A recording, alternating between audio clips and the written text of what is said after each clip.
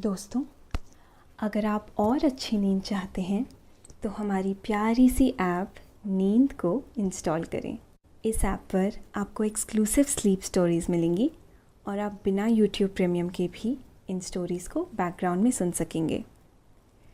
Install करने के लिए आप हमारी वेबसाइट neend.app पर ज़रूर आइए और अच्छी कहानियाँ, स्लीप म्यूज़िक, कुछ टिप्स सुनने के लिए इस चैनल को सब्सक्राइब कीजिए। नमस्कार, मैं हूँ पायल। आज सुनिए लेखक रजत की लिखी हुई स्लीप स्टोरी। चमत्कार आंखों में बसे ख्वाबों की तरह होते हैं। माँ की आंखों की तरह, एक चांद तो एक सूर्य। परी भी ऐसी ही एक लड़की है, बिल्कुल चमत्कार की तरह। प्रकृति से उसका प्रेम इतना गहरा और सरल है कि वो खुद को प्रकृति के बहुत करीब पाती है। ये कहानी परी और उसके नए दोस्त, एक पंखदार घोड़े अश्वा की है। परी की नई उड़ान की है, लेकिन परी की इस चमत्कारी दुनिया में चलने से पहले आप अपने आसपास की सारी लाइट्स ऑफ करके आराम से लेट जाएं। अपनी आंखें धीरे से बंद कर लीजिए। अब थोड़ा सा अपने शरीर को आराम दीजिए, थोड़ा और आराम। अपने शरीर को बिल्कुल ढीला छोड़ दीजिए। कोई टेंशन नहीं, कोई तनाव नहीं। अपने दिमाग में चल रहे सभी विचारों को, चिंताओं को त्याग दें। एक शांति सी महसूस करें। सभी नेगेटिव पॉजिटिव विचारों को धीरे धीरे निकाल दें। हाथों को सीधा करके अपनी कमर के साइड में रख लीजिए। अब अपनी सांसों पर ध्यान लगाएं। मन शांत, एकदम शांत होता जा रहा है। आप बहुत अच्छा महसूस कर रहे हैं। खुद को काफी हल्का फील कर रहे हैं। सब तरफ शांति ही शांति है, सुकून है, खामोशी है। ये दुनिया चमत्कारों से भरी पड़ी है। वो कभी भी घटित हो जाते हैं। किसी बच्चे का जन्म लेना चमत्कार ही है, उसका पहली बार आंखें खुलना भी। चांद की चांदनी से घास पर रखी ओस की बूंद का रोशन होना, सब चमत्कार ही तो है। चमत्कार आंखों में बसे ख्वाबों की तरह होते हैं। आपको पता नहीं होता वो कब सच हो जाएंगे। परी भी ऐसी ही एक लड़की है, आंखों के ख्वाबों की तरह, बिल्कुल चमत्कार की तरह। अपने घर की छत पर बैठी हुई सूर्योदय का इंतजार करती हुई। सुबह के 5 बजे हैं। परी अपने माँ बाबा के साथ गांव में अपने घर पर रहती है। माँ बाबा खेती करते हैं और कभी कभी परी भी उनका हाथ बटा लिया करती है। अंधेरा अभी छटा नहीं है, पर पंछियों की चहचहाट आहिस्ता आहिस्ता बढ़ती जा रही है। ठंडी हवाओं की वजह से परी शॉल ओढ़े बैठी हुई है। वो अपने ख्यालों में खोई हुई है। साथ ही वो इस बात से भी अछूती नहीं है कि आसपास क्या हो रहा है। धीमी हवा का बहाव उसकी जुल्फों को आहिस्ता आहिस्ता उड़ा रहा है। यूं तो उसने चोटी अच्छे से गूंथी है, फिर भी उसमें से कुछ बाल बाहर आकर उसके चेहरे पर अटखेलियां कर रहे हैं। हल्की हल्की सी चांदनी जमीन पर हवाओं के साथ बह रही है, जैसे सभी से रात तक के लिए विदा ले रही हो। चांद जैसे सूर्य का अभिवादन कर रहा हो। परी ये सब देखकर अपने आप से कहती है, ऐसा लगता है जैसे सभी एक दूसरे से प्रेम में हो। कुछ देर बाद अंधेरा छटा तो भोर हो गई। उजाले ने अपने हाथ फैलाकर सभी को गले लगा लिया। कुछ ही देर में सूर्य भी उदय होकर सभी को नमस्कार करने लगा। सिंदूरी सूरज से आसमां में कई मनमोहक कलाकृतियां अवतरित हो उठी। सभी बादलों ने अपनी अपनी एक अलग आकृति बनाकर सूरज का स्वागत किया और उजाले को अपने अंदर समा लिया। दोस्तों, अब से आप bed time stories, guided meditations, relaxing music, इन सब का आनंद नींद ऐप पर ही उठा सकते हैं।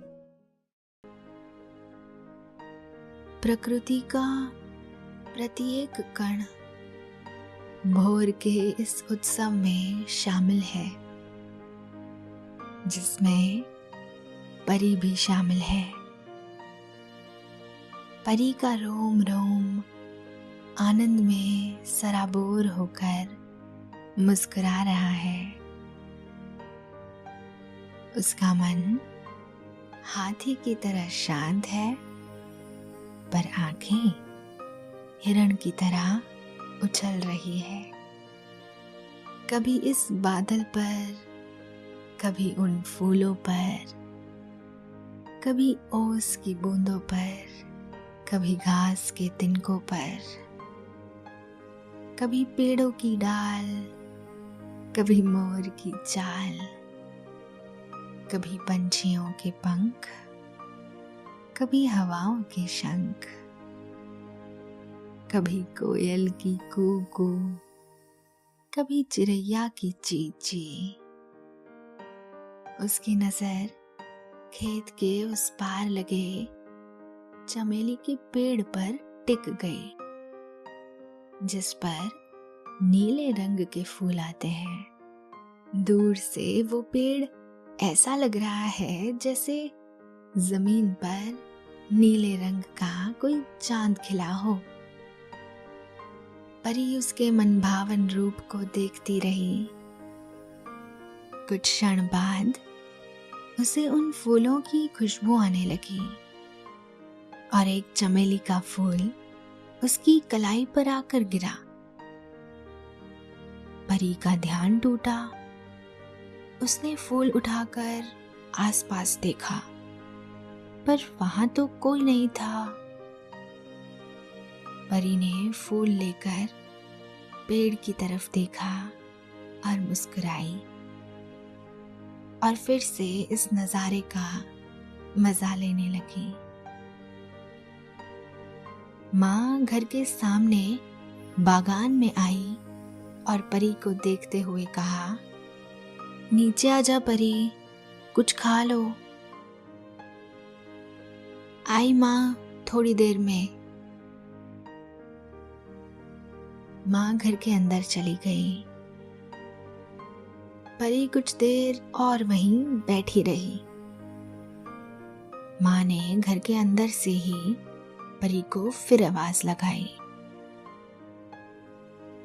अरे परी, जल्दी आजा। परी ने बिना बोले सभी से विदा ली और नीचे उतर कर आ गई। कमरे में बाबा खाने की मेज पर बैठे हैं। कमरे के साइड में ही रसोई घर भी है। मेज के थोड़ा पीछे से दरवाजा खुला होने की वजह से बाहर का नजारा दिख रहा है, जिसमें चमेली का पेड़ भी शामिल है। परी बाबा के सामने बैठ गई।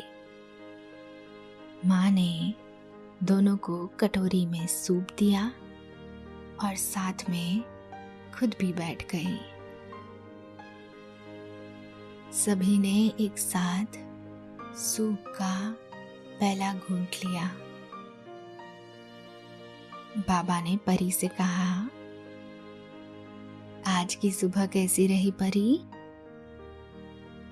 परी ने उत्साहित होकर दोनों को पूरा वाक्यांश सुना दिया। तीनों का सूप खत्म हो गया, पर परी की बातें चलती रही। सब सुनकर माँ ने कहा, तो ये फूल वही है? तो और कौन सा होगा माँ? वही तो है। तो क्या तुमने इसके बदले उसे शुक्रिया कहा? बाबा ने अपने हाथ पर चेहरा रखते हुए कहा। परी ने कुछ पल सोचा, फिर माँ बाबा से कहा, क्या मुझे पेड़ के पास जाकर शुक्रिया कहना चाहिए? माँ बाबा दोनों ने एक साथ कहा, जैसा तुम चाहो। तीनों कुछ देर मेज पर ही बैठे रहे। माँ बाबा एक दूसरे से कुछ खेत से संबंधित बातें करने लगे। परी ने कुछ सोचा और वहां से उठकर बाहर जाने लगी। माँ ने उसे जाते हुए देखकर कहा, कहाँ जा रही हो सुबह सुबह?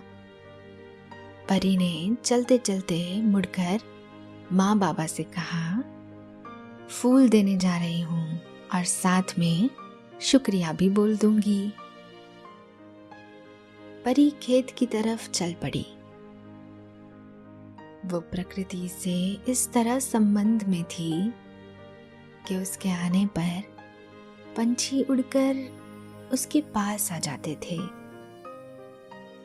पंछी ही नहीं, बाकी जीव जंतु भी उसके साथ समय बिताना पसंद करते थे।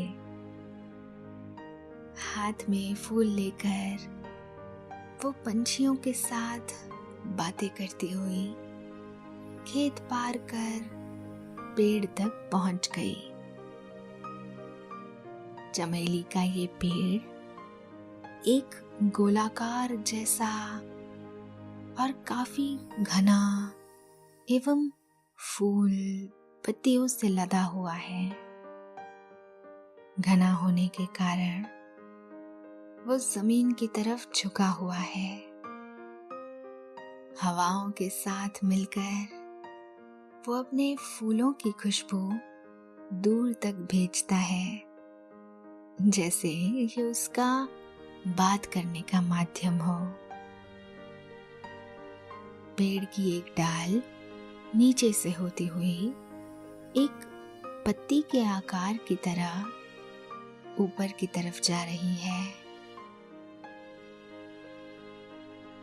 परी ने अपना हाथ बढ़ाकर वो फूल डाल पर रख दिया और कहा, मुझे ये फूल देने के लिए शुक्रिया, पर ये मुझसे ज्यादा आप पर अच्छा लगता है। ये कहकर उसने पेड़ को गले लगा लिया और कहा, मैं भी आपसे बहुत प्रेम करती हूँ। पेड़ की लताएं और नीचे झुक गई, जैसे ये उसके गले लगाने का तरीका हो। पेड़ ने अपनी लताएं हिलाकर ढेर सारी खुशबू परी पर बरसा दी। परी पेड़ से दूर हट खुशी से उछल पड़ी और एक बार फिर से उसे गले लगा लिया। परी कुछ देर पेड़ के नीचे ही बैठ गई। एकाएक उसे पेड़ पर से एक आवाज आई, एक आवाज जो उसने पहले कभी नहीं सुनी थी। उसने उठकर देखा, पर उसे कोई दिखाई नहीं दिया। माँ बाबा की भी घर की तरफ से आवाज आने लगी, परी परी। परी ने एक बार और पेड़ को चारों तरफ से घूमकर देखा, पर उसे कोई दिखाई नहीं दिया। कुछ पल बाद वो पेड़ से विदा लेकर घर आ गई। आहिस्ता आहिस्ता दिन गुजरता गया। सुबह से दोपहर हो गई। धूप के उजाले ने सभी को अपने आगोश में ले लिया। पीली सरसों सी धूप पूरे वातावरण पर छा गई। धूप की जगह सिंदूरी उजाले ने ली, जैसे सरसों की जगह आसमां पर पलाश के फूल खिले हों। समय बीतता रहा। सुहानी शाम ढलने लगी।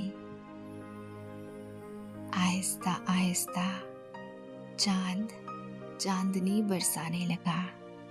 सुनहरी चांदनी वातावरण में इस तरह छाई जैसे सबकी थकान उतारने आई हो।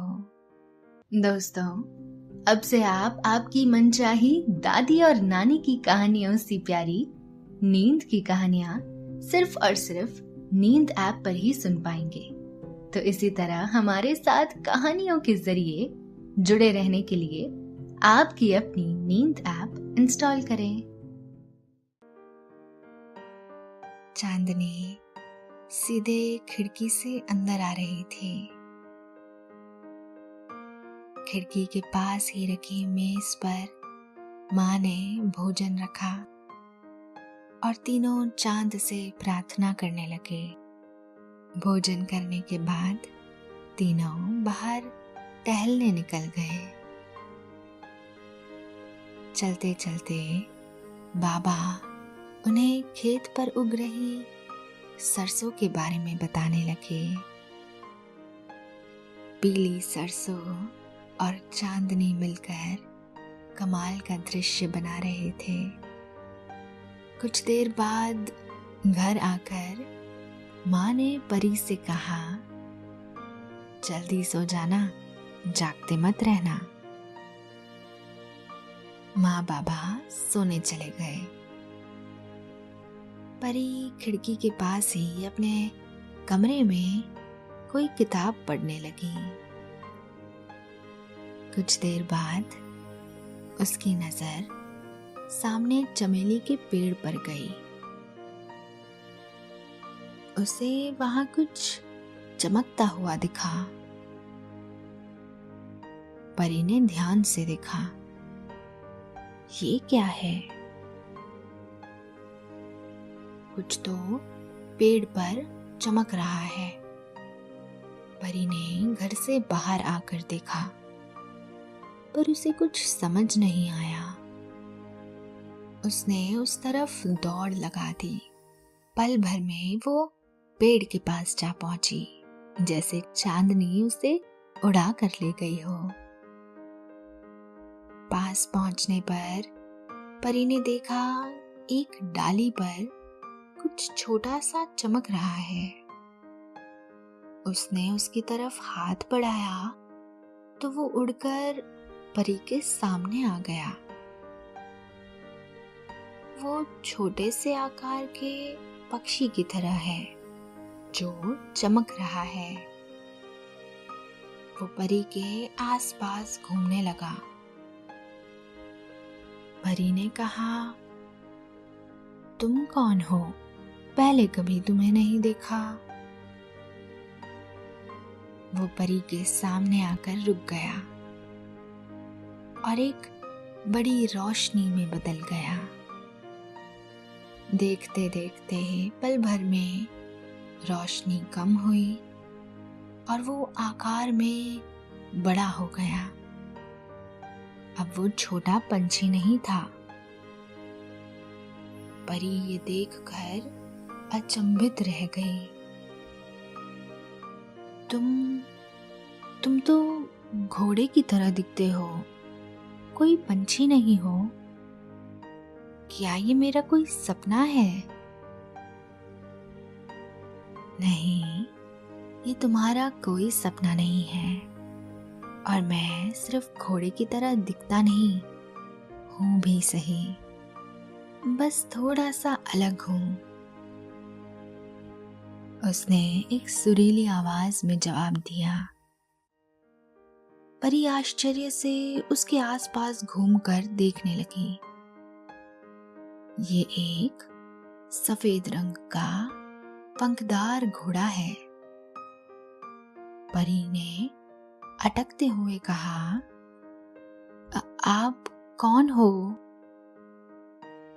उसने अपने दोनों पंख हवा में लहराते हुए कहा, मेरा नाम श्वेत अश्वा है। आमतौर पर मैं इंसानों के सामने नहीं आता, पर आज सुबह मैंने देखा किस तरह से तुमने इस पेड़ को शुक्रिया कहा। मैं तुमसे बस मिलना चाहता था, पर दिन में तो आप यहाँ थे ही नहीं। आप मुझे नहीं दिखे क्योंकि मैं नहीं चाहता था, इसलिए। आप मुझसे क्यों मिलना चाहते हैं? तुम खास हो परी, बहुत खास। प्रकृति के प्रति तुम्हारा ये प्रेम और स्वभाव अद्भुत है। ऐसे शख्स से कौन नहीं मिलना चाहेगा। मैं तुम्हें उपहार में कुछ देना चाहता हूँ। उपहार? कैसा उपहार? पर उससे पहले मैं तुम्हें कुछ दिखाना चाहता हूँ। क्या मेरे साथ चलना चाहोगी? ये कहकर अश्वा उसके आगे झुक गया, जैसे वो उसे अपनी पीठ पर बैठने को कह रहा हो। परी बहुत उत्साहित हो उठी। उसे जरा भी संकोच नहीं हुआ। वो अश्वा के ऊपर बैठ गई। अश्वा ने अपने पंख हवा में फैलाए और आसमां की तरफ उड़ान भर ली। अश्वा का सफेद रंग सुनहरी चांदनी से मिलता हुआ बादलों की तरफ बढ़ा। परी विस्मित होकर इस अनुभव का आनंद ले रही थी। उसने हवा को पहले कभी इस तरह से महसूस नहीं किया था। हाँ, आंखें बंद कर कभी कभी वो उड़ने की कल्पना करती थी। अश्वा आसमां पर एक बादल पर जाकर रुक गया। उसने झुककर परी को नीचे उतारा और दोनों बादल पर बैठ गए। परी की खुशी का ठिकाना नहीं था। कुछ देर वो इधर उधर देखती रही। कभी जमीन की तरफ देखती, कभी आसमान की तरफ। उसकी आंखें नम हो गई। उसने पास ही बैठे अश्वा को गले लगा लिया और उसका शुक्रिया करने लगी। शुक्रिया की जरूरत नहीं परी। कुछ देर दोनों मौन धारण किए बैठे रहे। परी ने बादल पर हाथ फेरा तो बादल का कुछ हिस्सा उसके हाथ पर आ गया। उसने उसे अपने चेहरे पर डाल दिया। उसके एहसास से वो खिलखिलाकर हंसने लगी। वो जमीन से आज थोड़ा दूर है, पर आज वो खुद को जमीन से ज्यादा जुड़ा हुआ महसूस कर रही है। बादल आहिस्ता आहिस्ता हवा के साथ उड़ते हुए दूसरे बादलों से टकरा रहे हैं। चांद की चांदनी बादलों से छनती हुई जमीन की ओर जा रही है। अश्वा ने परी से कहा, क्या तुम पहले यहाँ आई हो? मैं यहाँ कैसे आ सकती हूँ? मेरे पास पंख नहीं है। ओह, मुझे लगा तुम्हें पता होगा। क्या पता होगा? कुछ नहीं, रहने दो। आओ कहीं और चलते हैं। कहीं और? पर कहाँ? ये कहती हुई वो अश्वा पर सवार हो गई। अश्वा उसे बादलों से कहीं ऊपर ले गया। वहां से वो दोनों पर्वतों के पार गए। उन्होंने सागर देखा, नदियां देखी। दोस्तों, अब से आप bed time stories, guided meditations, relaxing music, इन सब का आनंद नींद ऐप पर ही उठा सकते हैं। वो नदी के इतना पास उड़े कि पानी के छींटे उनके ऊपर आने लगे। वो दोनों रात भर इस उड़ान का आनंद लेते रहे। भोर होने से कुछ समय पहले वो जमीन पे आ गए, परी के घर के बाहर। परी ने अश्वा को गले लगाया और रोज मिलने आने को बोला। जब भी मुमकिन होगा मैं मिलने आऊंगा। आखिर तुम मेरी नई दोस्त जो हो।